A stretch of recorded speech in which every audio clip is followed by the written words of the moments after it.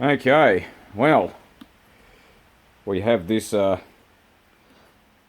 still learning how to drive this gimbal. I have the hru194. If you don't know, if you don't understand Honda terminology, it's a 19-inch cut, see, 19-inch, 4 horsepower mower, so that's all that means. So a 195 would be a 5 horsepower 19-inch cut. So we're changing spark plug and an air filter. I've never done that on this machine. It's in pretty good condition. The paint's a little bit average, but yeah, I've got a new catcher for it too. It's a brand new catcher, but it's not a genuine one, obviously, because they haven't made hru194 mowers for over 30 years. So anyway, we're going to have a look at spark plugs. We got 2 spark plugs here, and the first spark plug is, well, this one here is, I should start with. This is what came out of it, and this is a Nippon Denso plug. I don't know what it's meant for, but not for this machine. You know, for someone that understands Nippon Denso hieroglyphics, I don't. I've got no idea. 16 is probably the heat rating. I've got no idea. But anyway, it's a very old plug, this. It's not even a resistor plug. But it's the wrong spark plug. Like, let me just try and sort of shove it somewhere where it'll just stand up. Because it's not going to happen because it's me doing it. Yeah, it's not going to happen. Alright, let me try another way. It's the wrong spark plug. If I grab the right spark plug, the correct one, try and grab the correct spark plug. Bloody hell, nothing ever works when you're doing a YouTube video. So, it's pretty obvious what I'm talking about. The spark plug on the right is a BPR6ES. It's an NGK plug. It's what they came out with when they were new anyway. The one on the left is the Nippon Denso plug, and if you look carefully, if I could hold my bloody hand still, the one on the left's far too cold. It's a much, much colder spark plug than what the mower's meant to use. So that's why, if you look at this plug, part of the reason why, it's oily, the stem seals in the mower are gone. But if you look at it closely, it's just all covered in carbon, and that's because the plug's the wrong one. So if we go to the air filter, comment below and tell me, this is just freehand without a tripod, but I'm using I think it's a Kaiser XS3 Pro stabilized gimbal. And just tell me what you guys reckon. Anyway, this is the air filter. As you can see, it's absolutely ruined, but it's done its job. Look, that's what you want to see. Inside is absolutely spotless, and the outside's covered in dust. And you see that in this, like, there might be a little bit of debris from me removing the filter just then. If you want to blow it out with compressed air, you'd have to, well, ideally you should just remove this whole housing. I'm probably just gonna stuff a rag or my hand in there and just blow it out by mouth, because yeah, the air compressor had an unfortunate incident involving a lawnmower where I whacked the end of the plug off with a mower. So yeah, it's pretty straightforward. I mean, it doesn't take Einstein to replace a spark plug. If you need a video on how to, I'm not telling you, because you can, like, read a book or just experiment. You know, like, learn by doing, as well as just, like, relying on YouTube to learn everything is just so stupid. It is stupid, because everyone goes, oh, how do you learn all this stuff? It's like, well, I read textbooks and I started applying it to irrelevant, cheap things that didn't matter if you destroyed them, like lawnmowers that are secondhand. And that's how I learnt about cars. I just got cars that were cheap, that were, you know, cars that no one wanted. And, yeah, that's how I learned about cars, you know. I'm sure I've broken my fair share of components when I was 16 years of age and doing head gaskets and stuff, but of course the bloody spark plug thing's in the way. And anyway, there we go. So, when you're tightening these up, they have a crush washer. That's that guy there. The washer is, yeah, it's not flat when it's new, so you just tighten it up and don't tighten it too much. Just, it says 3/4 of a turn on the box, so That's all you need. You don't need to tighten the hell out of a spark plug. I can't stress it enough. This is in an alloy cylinder head. You're going to strip the threads if you're not careful, so...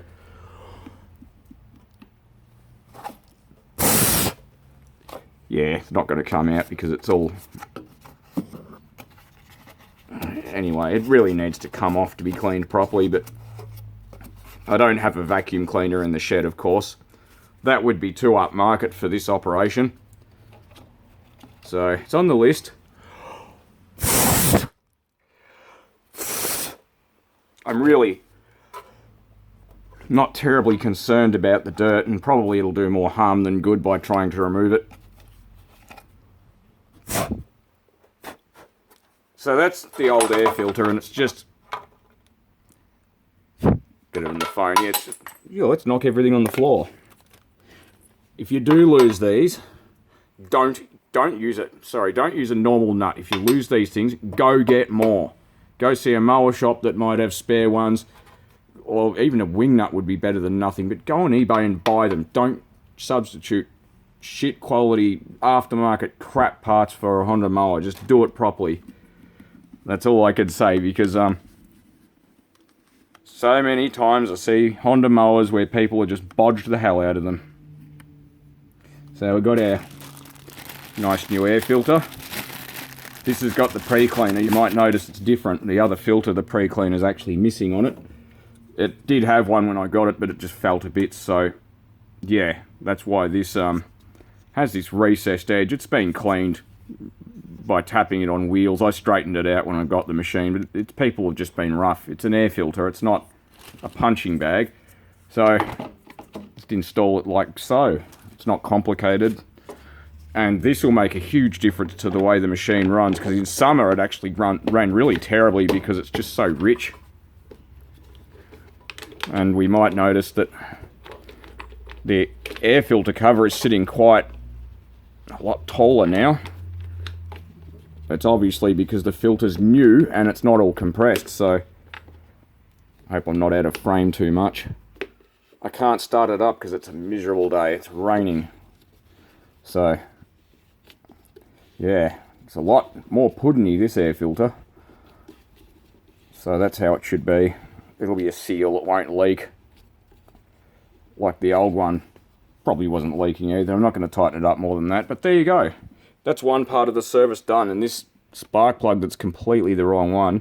So this would disappear with the new air filter probably, but this spark plug is just too cold. I mean, you can see there's hardly any of the insulator tip sitting proud of the end of the spark plug. So if you're curious about spark plug heat ranges and how they work, you know, and what the heat ranges mean, just look up the NGK website. That's, you know, a good start. But basically, the heat range of a spark plug determines how quickly the tip of the spark plug gets hot, and how quickly or slowly it dissipates the heat through the shell of the spark plug into the head. Now, if you have a performance application where you've got a turbo or something, you might want to run a much colder spark plug than the factory one, so it doesn't get too hot.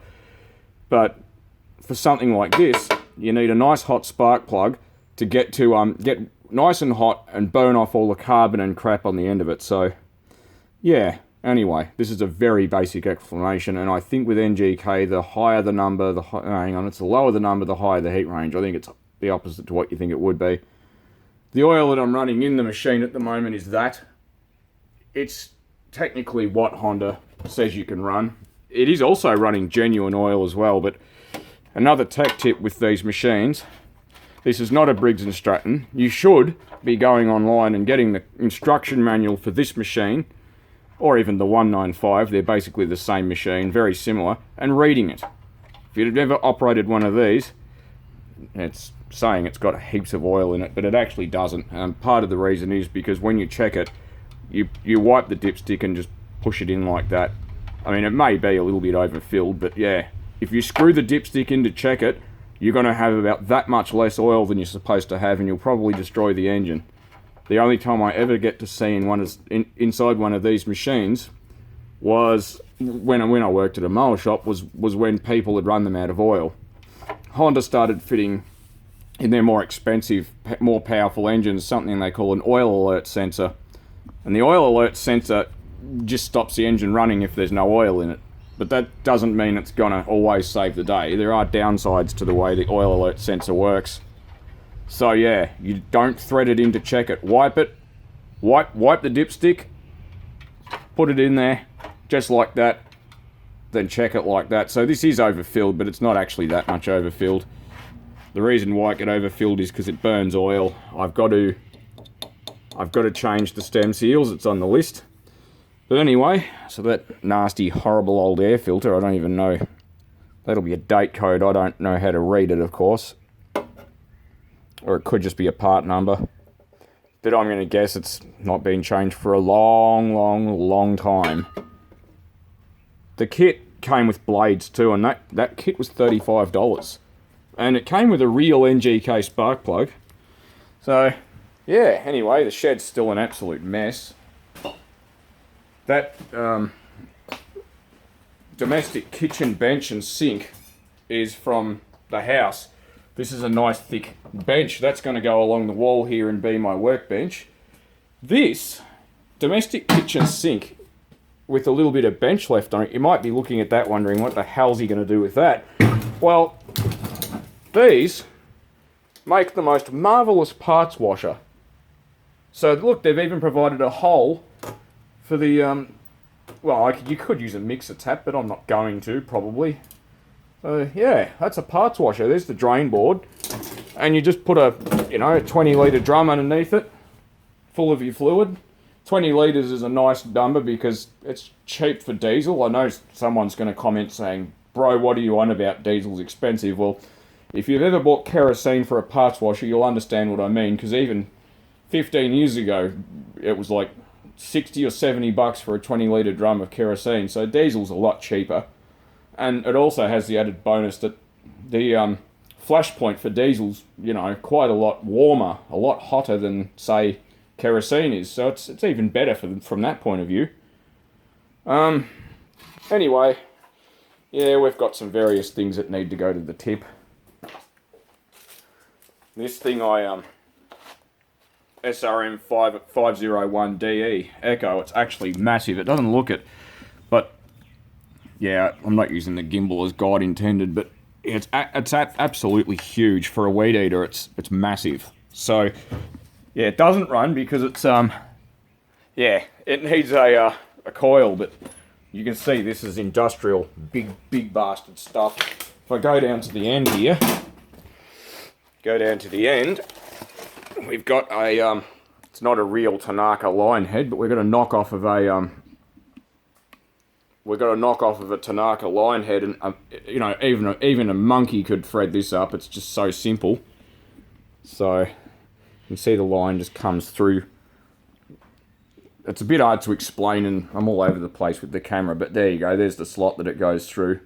But it is really straightforward. So, and that line head was, it might have been 30 bucks, but that's a commercial line head. I have actually tried a domestic, standard line head for this, and this thing just shreds them. It just absolutely destroys the line and the head. It's got a metal, although it's rotated on the shaft, it does actually have a metal shield. Plastic wouldn't be any good on this. This thing was set up for a blade, and what I had to do is take the this flange to the local engineer and get him to machine it, because the flange was far too big to fit inside that Tanaka line head.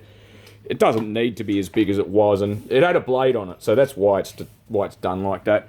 This thing's useless with a blade. It's probably alright if you're Farmer Brown trying to get rid of a field of blackberries, but it isn't much use if you're trying to weed eat around a downpipe or something, because I've destroyed more than one downpipe with this machine. It's just so big.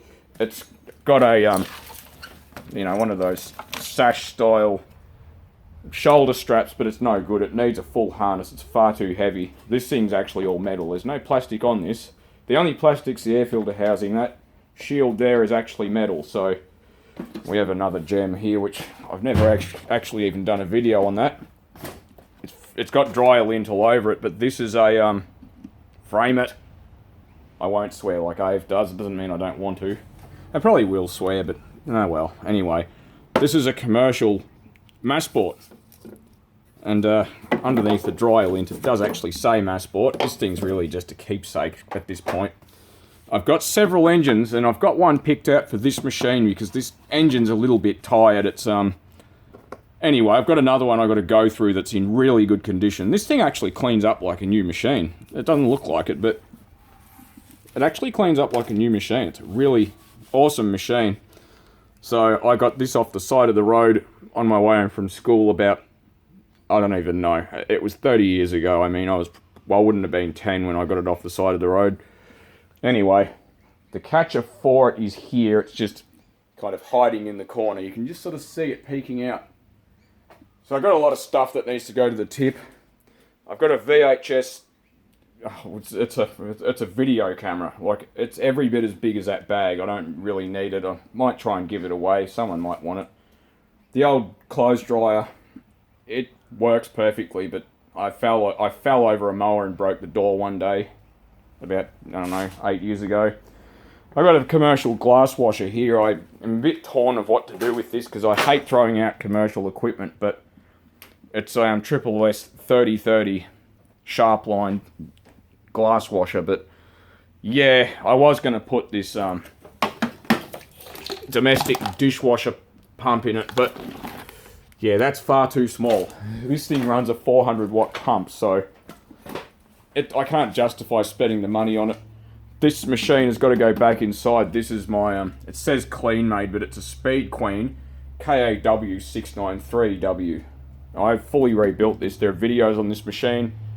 Unfortunately, I have damaged it getting it out of the house. There's a dent and a mark there, and I've actually bent the bottom. So I'm going to take the front of it off and straighten it out. Anyway, there's plenty of other things I haven't done videos on. As you can see, I've got this big ass Massport kinetic log splitter. I got rid of the stupid silly little e-stop crap, thing they had on it. It's got a, still learning how to drive this thing. It's got a Wilco rotary isolator. I've wired it up, so that all three legs of it are used, but yeah, it doesn't need to. It's obviously overkill. So yeah, and I've got a big ass 13 horsepower. It's a Chinese mulcher, let's be honest, right? But frame it. So this will do branches that are basically as wide as that chute. It says up to 100 mil. That's a little bit optimistic, but maybe not. I mean, the blade is every bit of 100 mil wide. As you can see, that's where the blade would normally be. This engine is a knockoff of a 13 horsepower Honda, but it does run a real Cayenne carby, the same as a Honda would. And, this thing actually has the ability to have a starter motor put on it. And of course I'm going to do that. I mean, if I go to the back of it, yeah, you can see that, oops, bump the phone, make it unhappy. Yeah, you can see it's got the, what have I done to this? It's not happy because I bumped it. Now I've made it, I don't know what I've done to it. Let's start again. Let's turn him off and turn him back on. There we go. He's happy now. Sort of. Well, what have I done? Mode? I'm not sure what I've done exactly. Yeah, anyway, I haven't got it on. Yeah, there we go. It helps if it's actually turned on. What an absolute moron. Anyway, yeah, you can see it's got the provision for a starter motor. You need to change the flywheel if you do that because it doesn't have any ring gear teeth on it, but the flywheels are like $45 or something, so the starter motor's about 40, and then the electronic control panel that would go on the front side of it is $30, so it wouldn't cost that much. Got an old stove to scrap. Got heaps of crap. I bought this hru194 for parts because this thing, I was going to do it up, but this has been a contractor's mower. The giveaway, if you don't know, is that it's been broken here, which, stupid, frame it, Dave. It's been broken here for the handle mount, and see, it's been welded, and I used to see that at the mower shop a lot. The deck on this is buggered. Like, it looks better than it really is because someone's painted it. The carby's absolutely knackered in this machine, so it's yeah, I don't know. I mean, at this point I've got no plans to do anything with it. I've got this Rover mulcher mower. Fun little project. This engine won't stay on this machine. This is a, if I can get to it easily enough, that's what this mower engine is. It's a GV150, 3.5 horsepower. This thing, this is from the 70s, this machine, this engine.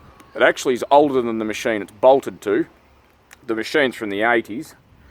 Anyway, that runs full pressure lubrication, and it also runs a timing chain. So the cam and the oil pump are chain driven. Very, very heavy engine. It's about 2 times as heavy as the same era Briggs & Stratton from the late 70s.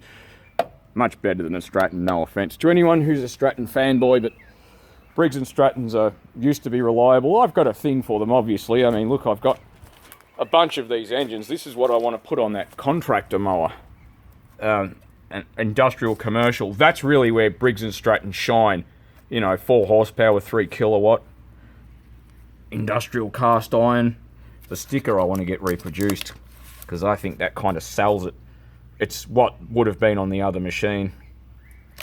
So this thing I'm probably going to put rings in it, gaskets and seals. So I'll do a video on it if I get to it at any stage. So close the door of the shed. Well, it doesn't really matter, but it's nice if you don't leave the shed. Yeah, I can't do it one-handed. Do it later. It's nice if the shed door's not open all night. This is what the other engine that I just showed you guys is from. Jetfast. It's a Shogun mower. So Shogun that made bikes, here's the mower that, yeah, so this thing runs. It's a bloody ripper. So it's got alloy wheels. They're not plastic, they're metal. Like, they're worn out, but who cares? Like, I'm sure I could get another plastic tyre to put on it. But, yeah, someone had butchered the handles. Like, this had a Farmer Brown repair. Like, look at that, I mean. Well, that's just, why would you do that? Like, it's just such a, and they've only done it because they lost the fastener for the handle. So I've got a handle off a Massport. It looks basically about right for this machine. Yeah, these do not come up. They are as rare as hen's teeth. These Jetfast, Honda powered Jetfast mowers. Superb engine, absolutely wonderful engineering. It runs the same air filter as the 194 does, I'm pretty certain. This is what I mean. Here's the real nut. Look, someone's put a bloody, so you can't tighten it by hand, and look, it's loose. Anyway, that's it for another video. We have a 1950 Rosebery 3.5 horse engine, as witnessed by the data plate there, if I can just rub that off. Alright, haven't had it running for 20 years. In fact, it's probably more like about 22 years now that I think of it. But this actually does run. I need a spark plug for it. And clearly the yard needs cutting, but yeah, green grass in Australia, how weird is that? Like, you never get green grass. Sorry about the wind, probably not going to hit anything. Although S7 phones are pretty reasonable at blocking noise out there, not bad. My persistent irritating of what's the name? Not VicTrack. ARTC, Australian Rail Track Corporation. It's government owned, but my persistent pissing off and pestering of them. They've actually sprayed all of the long grass. They said they were going to. I probably made about 38 phone calls to ARTC over the years, and that grass, that fence is, at the low point, it's probably 5 foot something high, and the grass used to stick well above it. You can see that Benalla used to have a lovely crime statistics. That's why I started extending the fence all the way down. But before I could even, I started doing that, but before I could finish it, the crime rate sort of dipped. But anyway, yeah, just a bit of a tour. I've got a heap of late model Briggs & Stratton junk. These engines are dreadful. These are even worse, like, it's just, oh, that's just a Rockwell piece of crap engine. This is what I'm looking for, this thing, it's just, these overhead valve Briggs & Stratton engines, what a dreadful engine. Like, this is why Briggs & Stratton destroyed their reputation. Like, that is just absolute crap, just dreadful, you know. And it had something severely wrong with the piston, lots of blow-by, and it was pumping oil out of the breather. And we got another Briggs & Stratton that's no good, another late model engine. They're just crap. I mean, why did Briggs & Stratton trash their reputation? And Honda have kind of, well, Honda have a new price point that is, it's not bad. I actually did up a machine for my mate.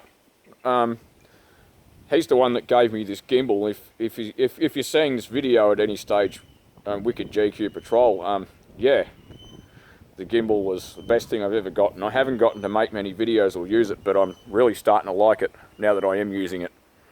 So maybe we'll get back into YouTube. I have to finish the video. I've only got 2 minutes left. Yeah, I forgot what I was saying. That happens a lot. But anyway, Honda have released a overhead cam engine. It's GCV 160. And it's not commercially rated, but that doesn't matter. I mean, I have a feeling that I've seen that engine on machines that people are using commercially. Lots of power. It has twice the power my 194 does, but typical of Honda. It's beautiful quality, well made. That's what you like to see. But that's how you introduce a slightly lower price point and not compromise on quality, you know. Not what Briggs & Stratton do. Briggs & Stratton, shame on you. Anyway, thanks for watching.